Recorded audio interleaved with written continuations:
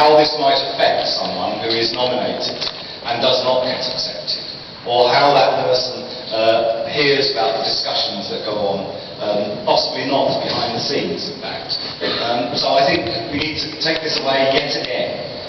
And I think what we need to decide is whether we actually want a formal process, which, as I said, is T's crossed, I's dotted, or whether we prefer the informal process that brought about general agreement across the council, so that we knew on the day Freedom of the City would be awarded that there would be no voices raised against that person would not be embarrassed, we knew that person would accept the honour, and we knew it would just go through without any embarrassment to us, the council, or the individual. And I really do beg you to think about this carefully. We already had embarrassing situations to do with Freedom of the City just a few weeks ago. That's all I will say. Councillor Berman. I think there are a few points I would like to respond to. I think the point regarding nobody wanting to politicise Remembrance Sunday, I will just touch upon briefly, and all I would say, Councillor Cook, was if that was genuinely the case, then you would have approached me informally about the matter, rather than allowing me to hear your views for the first time when you see members of your group forced an extraordinary meeting of council on the matter. I just can't, take those comments that seriously. And that does really concern me about the whole way that the Labour group is approaching a lot of the processes of the council. This is the second time that this report has come to this chamber. On both occasions we've been led to believe that we had consensus amongst the party groups, and yet both times we hear concerns at the last minute from the Labour group that they're not happy with it. And we have a situation whereby the whole process was drawn up, fully involving representatives of all the groups. I'm sorry that it seems to me now that Councillor Goodway and Councillor Ralph Cook don't appear to have any confidence whatsoever in former Councillor Greg Owens, who was a member of the working group that drew up the criteria, nor do they appear to have confidence in Councillor Derek Morgan, who attended the meeting of the whips that agreed that this report now had agreement to go forward. It does seem as if either there is something very awry within the Labour group, that they are dysfunctional in some way, that they don't seem to communicate with each other, or that they're just playing games. And I suspect perhaps that the latter is the truth, that what we're seeing here is members of the Labour group playing games, and I suspect that however many times we deferred this item and went away and talked about it through normal channels to try to get consensus, every time we brought it back, the Labour group would find another reason not to agree to it. I have no idea why. All this is about getting a clear procedure by which we can take forward freedom of the city requests. They can be considered properly. The process allows us all to consider that quite happily. But for anything goes public, I don't recognise the concerns that have been raised by Councillor Cook. The process will be interrupted. We've heard legal advice that we doubt that any nominees could be made public while they're still under confidential consideration, because the Freedom of Information Act would allow for that to be regarded as confidential. So therefore, there are no issues. This is a complete red herring. The process is quite clear, and I suggest that we just move on and agree it, because I don't think we're going to get any more agreement than we've got now, simply because I believe that for some unknown reason, I have no idea why, the Labour group just wants to keep playing games with it. Councillor Walker. Lord Mayor, I just want to remind Council of the prestigiousness of this award and the fact that we are a capital city, and it's not to be treated lightly or given lightly, or frequently for that matter, as something that's really given with great care and consideration. If you look at the list of people who've been recipients of the award, names like Mandela, names like Churchill, these are people of international renown. So that means I think we must stop flying kites on potential recipients of this award, because the press will justifiably run with those speculations and the whole thing gets out of control. Then the council's got to backtrack, give an explanation, and maybe make an apology to the person who may be named by someone. Now, if you remember, knighthoods lost their gloss when political parties started offering them as gifts, favours given.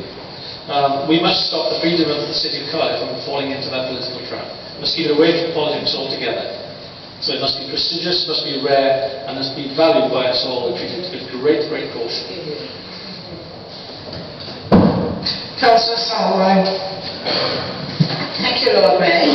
I was on the original panel that looked at this, together with the former councillors Greg Owens and Gareth Neil, and I believe Adrian.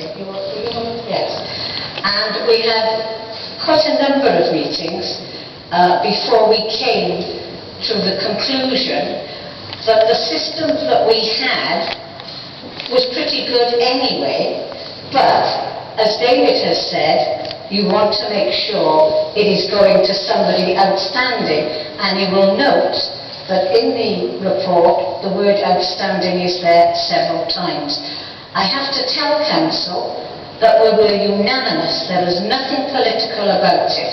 We just wanted to see people who had done a lot for this city in whatever their field to be recognised with such an honour, but they had to be outstanding. And I do hope this is not sent back again. I wasn't on the second panel when it went to the whips, but they all agreed it, and suddenly now we find that somebody is saying, well, take it back because it's not quite as it should be. It has been looked at twice over a number of meetings, and as I say, there was all-round party agreement, so I hope that you can support it going through. Thank you. Councillor Robson. Thank you, Lord Mayor. As a member of the former panel and as a whip for my group, I'm getting quite bored by this particular document keep coming up in front of me.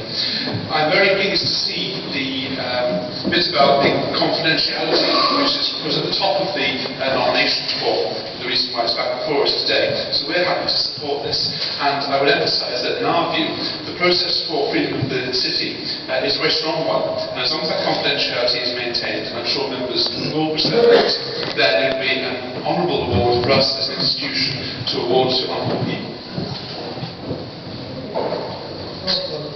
Thank you, Councillor.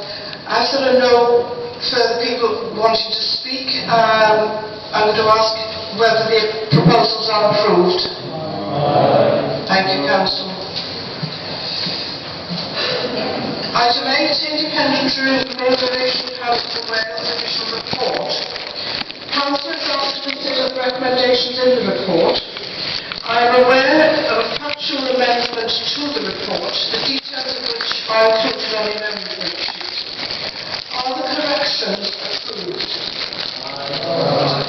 I have received notice of an amendment from Councillor Nigel Howells, the details of which are on the amendment sheet. Councillor Howells, do you wish to move your amendment? Thank you, Lord Mayor.